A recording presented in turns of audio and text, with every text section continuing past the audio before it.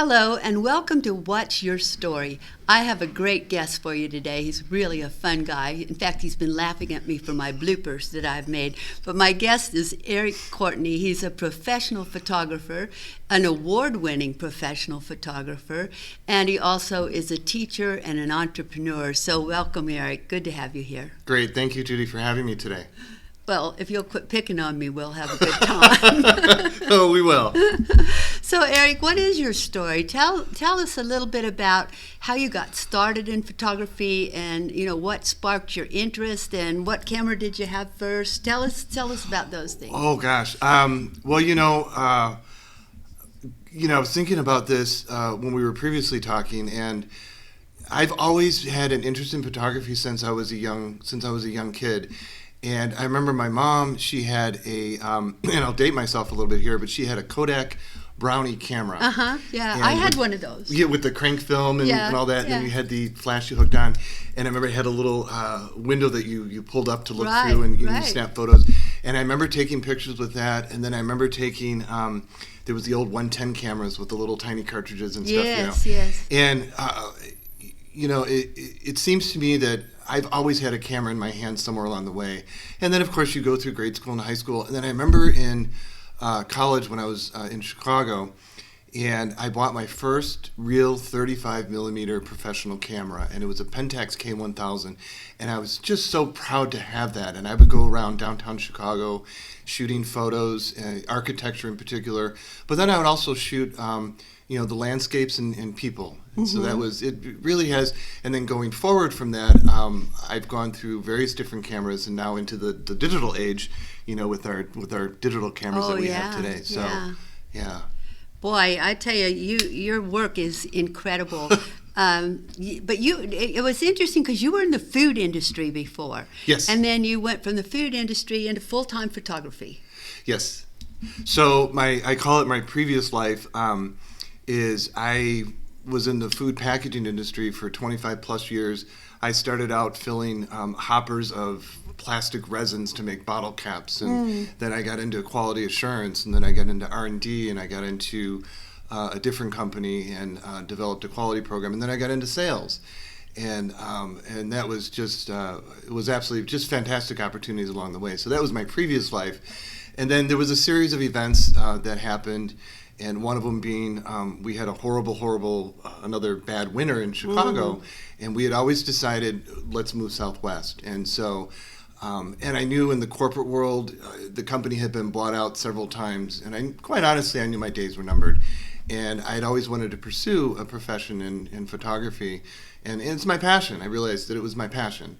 And so we had the opportunity to move to the Las Vegas Valley, and I decided to kind of reset and go after my passion in photography. Yeah, I think I met you kind of when you first came, and I've always admired your work. Why don't we show some of your work to my viewers? Well, let's see. I brought some of my more recent pieces that I have. Let me show. So this is one that I did. This is during the COVID shutdown, and went out to a place outside of Boulder City, and this is the Nevada state animal, the bighorn sheep. That's amazing. And, beautiful. An amazing photo because I've been out there several times, and they're always either fighting with each other, or they're eating, or just laying there. And this particular individual just sat and just stood there for I don't know how many minutes. And I had my one lens with me. I was maybe 20 feet away. And it was just a great opportunity to get a great picture of this particular one. Well, it's a wonderful shot. I love it. I'd like to paint that. Oh, absolutely. That's gorgeous. This is another one that during the COVID area, so, stores were shut down for quite a while, and I love going to the Goodwill store or any of the retail or the resale shops, because you never know what you're going to find. And this was, the stores had just opened. I went, and I found this little metal figurine, and made it into a face mask also, but then also just a fun little piece of art to kind of like, what's going on? This is the COVID times. So. Yeah, we kind of need some something that makes us smile. That one made us smile. It's great. But tell us the one about the story, the one that has the story, this one. I love this one. So this one, again, this was during, the first few months, everybody was kind of shut down and locked in. And I think a lot of, just in coming out of this, I talked to other artists as well, is we just kind of went into a shell and nobody really had the ambition to want to create things, even though we had all this time. But, we spent all this time organizing our closets and doing all this other stuff. So what I did is I forced myself to get out and just, okay, I need like once every other week, I need to just go find a location and shoot. And one of the things with photography is I love my photos to tell a story. And so I was at this one location, and this particular piece, this is circa 1930, I believe, gas pump. But, as we know, we pump gas every day for our automobiles and whatnot. And I just thought it was an interesting photo because it kind of captures what was happening at that time, but it's also relevant to this time, too. Yes. It's just the gas stations are a little more modern, and they've got conveniences. And the prices are a lot higher. Yeah, the prices are a lot higher. I don't know what the price is on this one. I remember when they used to be like 15 to 25 cents a gallon. I was a little kid then, but still. Well, that was only a couple of years ago, right? Yeah, so. But then going to another part of the site that I saw was just these electrical boxes that were on the side of this particular building. And I just thought it was interesting because how we are now becoming more and more reliable upon electricity, and then also going from the petroleum industry into the electrical industry as far as powering our automobiles that transport us around. Now, I love that picture. That's a beautiful picture. Now, how many people would have seen that on the side of a building and thought, oh, that'll make a great picture? Yeah, most people wouldn't. You've got that creative eye that you just saw it and you went like, wow, that's going to be great. Yeah, it's just when you see it and you frame it and then you process it and just, yeah. I love it. I would hang that in my house. I think that's amazing that you would take a picture of electric plugs, and that it would come out so absolutely beautiful. And it'd be great just hanging in someone's house, in a guest room, in a workshop or something like that. It'd be a good conversation starter. That's absolutely. Sure. Yeah, where's that from? And I also did, I did win a first place award for this in digital photography at a recent art show. So, oh, wow. Yeah, I'm proud of that. So. Oh, you should be. They're beautiful. Yeah, they're beautiful. And tell about this one, because this is just fascinating to me that you could do this with what it is. Oh, okay. So one of the things that I like to do is I like to just look for things that are just ordinary items, everyday items. And one of my photography professors that I had, believed in filling the frame. Mm-hmm. And his name is John Gittleson. And an amazing guy, and he really emphasizes, filling the frame with a particular item. So one of the things we explored in one of our projects was to find ordinary items around the house or maybe, at the store or whatever, and you could photograph them and just really fill the frame out. So this was just something that I saw. It was just an ordinary item around the house. Can I say what it is? Yeah. Okay. So it's actually, people have thought it's balloons. People have thought it's, what else would you think? M&Ms M&Ms or Skittles, whatever those candies some of the other ones.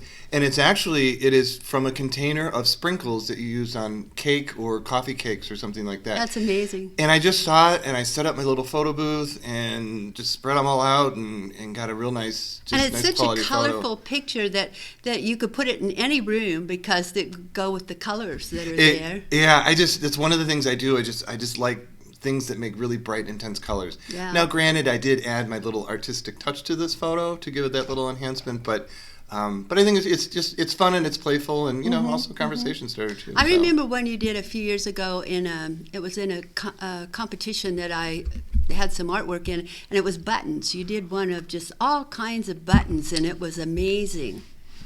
That one I actually happen you to have have it today with you? Because I remember we talked about this before, and I said, I know Judy really had commented on this, so I made sure I brought it with today. Oh, so I'm glad you did. This is the actual. Well, it's not buttons actually. What are they? Well, they're buttons in that buttons on a bottle, if you will. Yeah. So or a button cap or a bottle cap. Oh, a bottle cap. That's what it is. I was So- thinking it was buttons, but I just remembered it was something that other people wouldn't normally think to put all together and photograph, and I loved it.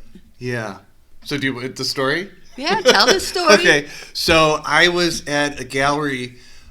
This was a little whiles back, but I was at a gallery, and I saw this big bowl full of all these colorful buttons. And as I mentioned before, I just love things that are really colorful. And I said, well, there's got to be a story behind this. And, as I mentioned before, I love photographs that tell a story. So the artist happened to be there, and I said, well, tell me about this. And she goes, well, I'm a nurse, and I work in a operating room situation. And she said, I prepare all the materials for people to be knocked out before their surgeries. And she goes, these are actually like the caps, if you will, of the medicines that are used to knock people out. And she goes, I saved all these things over the years, and just because they're fun and they're colorful and they have a date on them and they tell a story. Amazing. Yeah. Absolutely amazing. But I love it. It's beautiful. Thank you. It's beautiful. Thank you. Now, you also do some black and white things, don't you? Black and white photography. I have another story for this one in a minute, but one of the things that I think just absolutely is amazing living out in the Southwest is you could be in the energy and heartbeat of the Las Vegas Strip. Yes. And a half an hour away, you can be in the middle of nowhere. In the middle of nowhere, really. Yeah. You go to Hoover Dam, and then you go another 10 minutes beyond that, and you could just be in the middle of the desert, and there's like nothing around. And but there's so many other things to explore around the whole area. So what I love is just getting lost out here. Make sure you have a full tank of gas, water, and all that other good stuff. But sometimes it's fun just to take a side road wherever you're going to go. So one time we were going down to Palm Springs, and there's many different ways you can go to Palm Springs from Vegas, as you know. And we just happened to be going along, and we're on this flat road, and it's just there's the railroad tracks, and there's just nothing for miles. And you're like, where is this? And we got to go over the hill, and it's like, it takes you an hour to get there. But we're whizzing along, and all of a sudden I see something in the horizon, and after a while you're kind of like, you rub your eyes. It's like, is it a mirage or not? And as we got closer, I said, stop the car. It's a great photo opportunity. And it turns out you find these things in the middle of nowhere, and it's called a shoe fence. And it's just this shoe fence that just has hundreds and thousands of pairs of shoes on it. Really? Yeah, and it's in the middle of nowhere. And then there's this little thing that it looks like an old gas station that's there. And it was just really cool. So anyway, this was one of my, it's become kind of my signature photo, and one of the ones that I took there, and it's called Lost Souls. Oh, and wow. It's kind of a play on words in that Lost Souls, but goes with shoes. Has the shoes that are on there.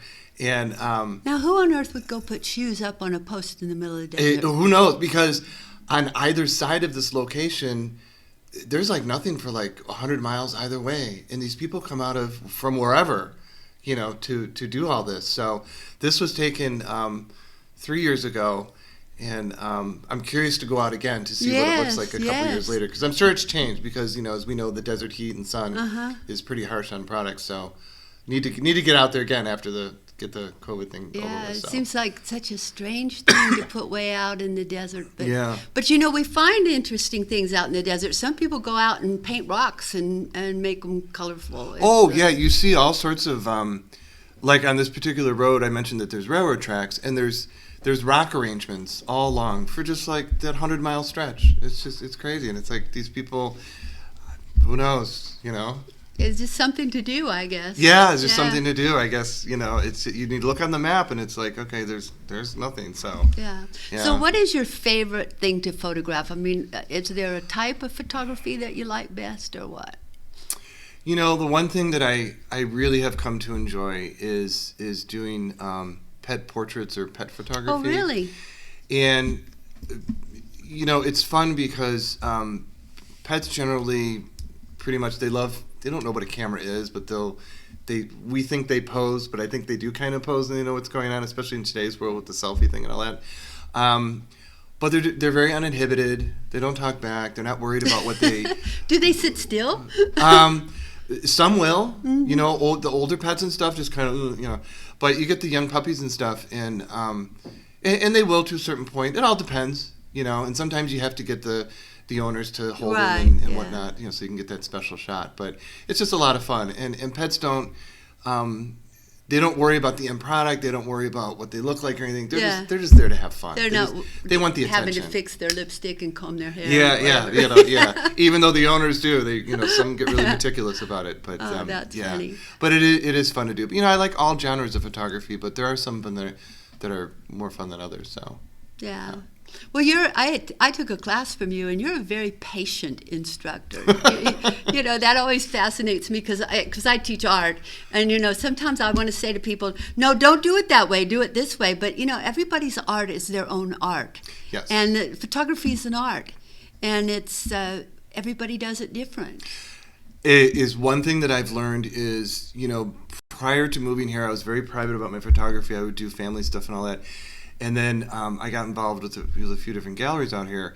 And everybody thinks that, if you and I were to go out and to go take a picture of this in the middle of the desert, mine would look one way, yours would look totally different. Yes. And photography, everybody thinks everybody can snap the same photo of something. And I'm involved in some of these photography groups, and I've been out with other photographers and stuff. And we will go out and we will all be looking at the same thing, and all of our photographs will be totally different. And that's the artistic style that goes into it. It's the same thing when it comes to, when you do your oils, or an artist does acrylics or whatever. Everybody's got their different style. And it's at the point now where I can walk into a gallery and I can say, oh, that's Gina's, or that's Judy's art, without even looking at the name tags. Or, that's Chris's art, or that's John's photos, or whatever. Yeah. And I've even had people come to me and say, hey, I saw some of your photos at and I didn't know you were in that gallery, because they knew my style. Yes. And after a while, you become your own. Right. So, right. yeah. It's kind of nice that people start to recognize your work before they even see the name. Yeah, that's kind of cool. And it's funny you mentioned that before about a couple pieces that you've seen of mine. You said, I know that's Eric's, because that's his style of photography. So yeah. What else is there about you that you would like to share with people, and about your work? Well, the one thing I want to just kind of, there's a lot of people that want to get into photography and stuff, and they're afraid to do so, or they, it's very easy to judge yourself against others. When I first got into that, I was like, and I entered some awards. You have to be ready for criticism. You're not always going to win an award, even though your friends and your parents might think you have the best stuff in the world. But the judges may see differently. Yes. And so you just have to put yourself out there and be ready for it. And I tell people too, I said, when you enter a competition, don't ever expect to win an award. But when you do, be happy and thankful. And I remember when I won my first award, it was like when you get your first dollar in business, you put it up on the wall and all that.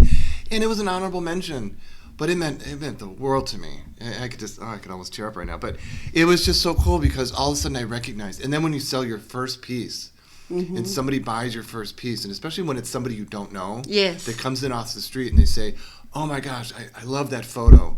And then you get a commission check, and it's even better. It's like, I know. It's wonderful, isn't it? So, yeah. Yeah. The other thing, too, I wanted to mention is try different things. And one story I'll share with you real quick. So I showed you the piece before about the caps, and I had entered this into a competition.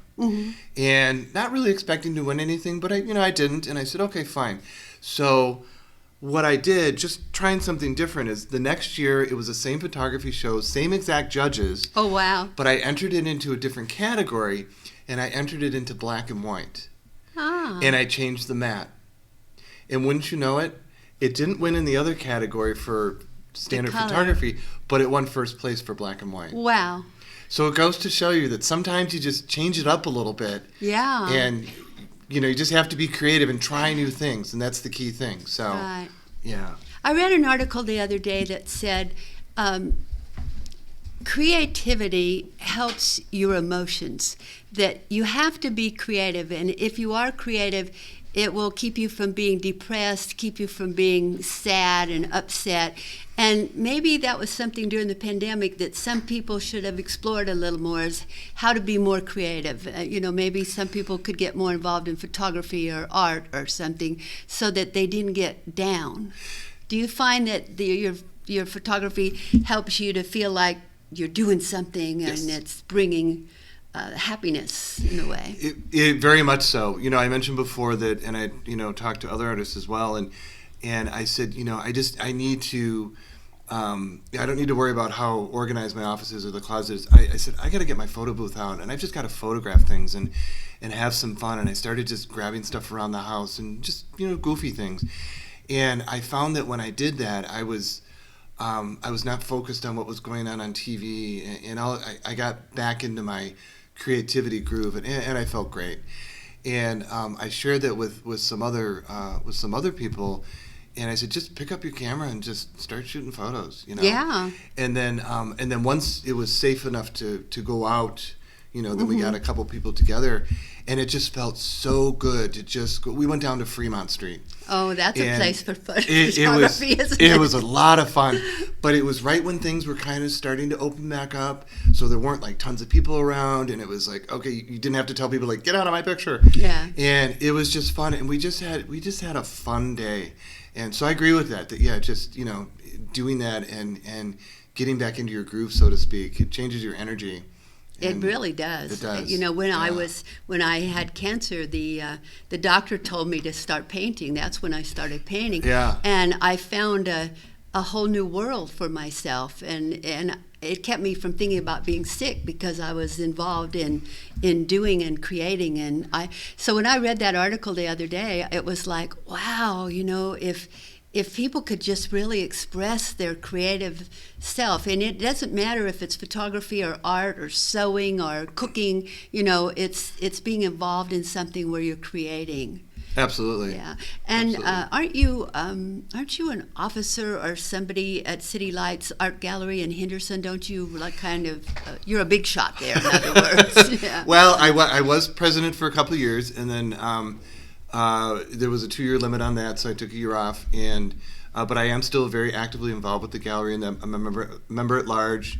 I help out with some of the day-to-day activities, and I like being involved in that. And it's a sense of community. It's a great little gallery, great people, tremendous amount of just amazing art. I think it's a big secret. I don't think everybody in Las Vegas knows that we have that wonderful art gallery in Henderson. It's a hidden little gem, and there's been many a time when I've been in there and people are like, we just looked up art galleries and we didn't know you were here, and I've lived down the street for 30 years. Yeah. And so and now there's they know. So many incredible local artists that show there. There are. I saw a piece the other day. It was all metal sculpture, and it was just the most amazing thing I'd ever seen. This lady took all kinds of articles you wouldn't think would go together and put them together and made this. I know exactly which piece you're talking about, and I was just absolutely amazed because that particular artist, she's known for her acrylics and watercolor, and then she brought in this big, beautiful, and so I got the story behind it, and it was like, this is absolutely amazing. So, Yeah. Do you do other types of art yourself? Pretty much I've stuck with the photography. The one thing that I thought about exploring is how I can take my photography to the next level by maybe embellishing some of the prints, making them more, perhaps making these more three-dimensional, and some other creative ideas. So that's one of the things with photography that I found is no matter how much you know, and even if you talk to master photographers or you talk to whoever, they're always learning new things. It's something that is constantly changing, and there's new techniques and there's new technology that's coming out. That's one of the things I love about photographers and artists is because they're always learning, they're always experimenting, they're always searching for something new to photograph or to photograph the same thing in a different way. Yeah. And I've kind of stuck my head in on some of the classes at City Lights, and I've seen where you teach and some of the other teachers, like, today we're going to try a different technique to get the paint onto the canvas, and it's just, I don't know the words right now, but it's not just using a brush. You right. Use Sometimes you use a knife, or all sorts or of different you pour techniques. it on or something. Yeah. And there was even one artist the other day that was at the jury show reception. He was talking about how he uses straws. And blows the paint onto the. And that's just absolutely fascinating. So that's one of the things that I've thought about, like, how can I maybe take some of my photography and take it to the next, make it something different. Yeah. So and that's another thing too, is just learning and stretching your creativity and watching other people and learning from other people too. And what about teaching? Can people? Oh, my mouth isn't working. Sorry, Eric. Oh no, that's fine. If somebody wanted to get in touch with you and maybe learn about how they could be a photographer, could they do that? I mean, would you be willing to? Absolutely. You know, I'm always willing to get together with people, or even just, you know, with the magic of Zoom nowadays, you can connect with anybody around the world, and I have done that with people. That, you know, hey, just call me up, let's just talk, you know, and or a friend of a friend will, hey, they want to talk to you for 5 minutes about buying a new piece of equipment or what kind of lens should they get, you know, and I don't know it all, but I can certainly give good guidance because there's always constant change in there. But if somebody wanted to get a hold of me, my email is edcerickdavidcourtney856@gmail.com. And then also you can find me on my website. It's through fineartamerica.com and just search for Eric Courtney. And I'm also on pixels.com. And there's several of my examples of my photography that I've done. There's also a bio about myself. And then you can contact me there too. So great. Yeah. Great. Well, you know what I like about Fine Art America? Your artwork is there, but they can actually put your artwork on all kinds of products, right? Oh my goodness, yes. They can do... So we could buy a cup or a phone cover or a light switch cover or something that's actually your picture. Yeah. Is that right? Yeah, and I've even done face masks. I should have had them. I have them over there, but actually, the face mask which was a big popular item, and can I grab one? Yeah, okay. Why not? We'll just show it. I'll entertain while you're getting your mask. Sorry about that. I should have my other props. No, but, that's okay. You know, this is the one I showed you earlier. You know, the one with the little thing that I bought at the store. Oh, that's the little cartoon character. That yeah, you that's the photographed. cartoon character one. Oh, I see. This is one of automobiles that I shot. Oh, that's cool. It's kind of a fun one, you know. Yeah. And then this was one. It's called the King Vulture. I don't know if you can see it. It's the King Vulture. Oh yeah, that put was it taken on. down Let's see it on you. Here we go. Here's what I also found out is when you're traveling or something. These make a great cover up. Oh yeah, you can go to sleep. You can go to sleep. So little eye Be shades sure too. you're traveling on an airplane or a bus, not in your car. No, not while driving. That's great. Those are fun. Yeah. So you know, and there's a zillion other products that they have out there. From you mentioned coffee cups to even yoga mats, blankets, cell phone covers, pillows, bed sheets, shower curtains. I've had people buy shower curtains, and one of them was the big thing. It's just their whole entire shower curtain is this big, huge, you know. Oh, how fun! And they people are fun because then they send you a picture. They can contact you through the website, and they send you a picture and say, hey, I just want to let you know what this looks like, you know. Oh, that is really cool. Yeah. It's a great outlet. So, and the beauty of it is you don't have to invest in a large inventory. Yeah. You know, it's custom made. On demand. So when they order it, then it's made and sent to them. It's custom made. For that order. So. Yeah. I was looking at it because I thought this would be a good place for my art. Look at all the different things that people can buy. Your stuff would be stunning on there. Yeah. So I thought that would be really, really fun. Now, who inspired you? Who got you into photography and made you believe you could do this? You know, in thinking about it, Ansel Adams. Ansel Adams, I loved his one of the most well-known black and white photographers in the world, and I've always been inspired by him because you look at his photography and then you read the story. Oh yeah. You know, and there's one I have in the house, and I've had this print for years, and it's a reminder of why I like photography so much. And so the story behind it is, it's a picture of the San Francisco Bay before the bridge, and him and his wife would sit in the house in the morning. They had a house that would view the San Francisco Bay. Not sure exactly where it was at, but he would watch because he knew the bridge was coming, and he knew that once the bridge came, it would never be the same again. So he wanted to capture like the perfect image of this. So he would sit there and watch in the morning. And one morning, the clouds were just a certain way. And if you look it up, you can find the story. Mm-hmm. Clouds were certain and everything. He grabbed all his gear and he ran down to the point he already had spotted out, and he snapped a photo of it. And it's just a really great photo because it just shows that will never be there again unless they get rid of the bridge. And even if they get rid of the bridge, it won't be the same. It still will not be the same. Right. And that's why you look at some of the photos, you know, like Lost Souls. You know, I'll never see this image again. It'll never be there. One of the things I like to do when when I create a piece of art is I like to photograph it and then I destroy it so that nobody else can photograph it. So that's one of the things that I like to do. In this particular case, I photographed the caps, but then I mixed them all up afterwards. You shook up the bowl. Shook up the ball. So, but as far as inspiration goes, yeah, Ansel Adams. I mentioned before my photography professor, John Gittleson, was a big inspiration, as well as some of the other professors that I had. You know, they give you different ways to look at things. Right. So I think that's one of the great things about art and photography. You study with different people, and they teach you something totally different from anybody else that had ever taught you before, or you try something different, and it's new. And I love to get different people's perspectives on how to do things.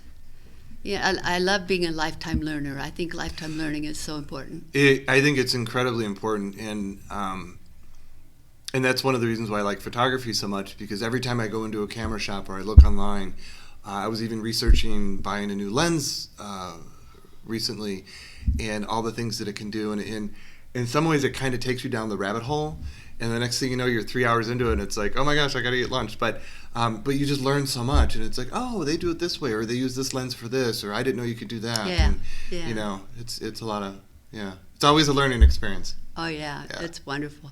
Well, it's been absolutely wonderful having you here today. You've been fun, as always. Well, thank you, Judy. I appreciate it. It's always a joy being with you and talking. Tell my audience again how to get a hold of you. Okay, it's Eric Courtney, and my email is edcerickdavidcourtney856@gmail.com, and you can also find me on Fine Art America. Just search for Eric Courtney, and you can also find me on Pixels.com and just search for Eric Courtney. Wonderful. Thank you. And thank you for being here today. I really appreciate it. Well, thank you for having me. It's been a joy. You're quite welcome. And thank you for joining us today. And if you have a story that you'd like to get written, stay tuned. We have an offer for you. Do you want to write a book, but you're not sure where to start? Well, what better time than now? You can learn how to plan, write, and launch your book in just 4 weeks. Writing and publishing a book can give you huge exposure, and when done right, will help you establish expertise and authority in your market. When it comes to creating and launching your book, it may be tempting to just dive into the world of writing and publishing, but this can leave you feeling scattered, uncertain of your message, and overwhelmed by your to-do list.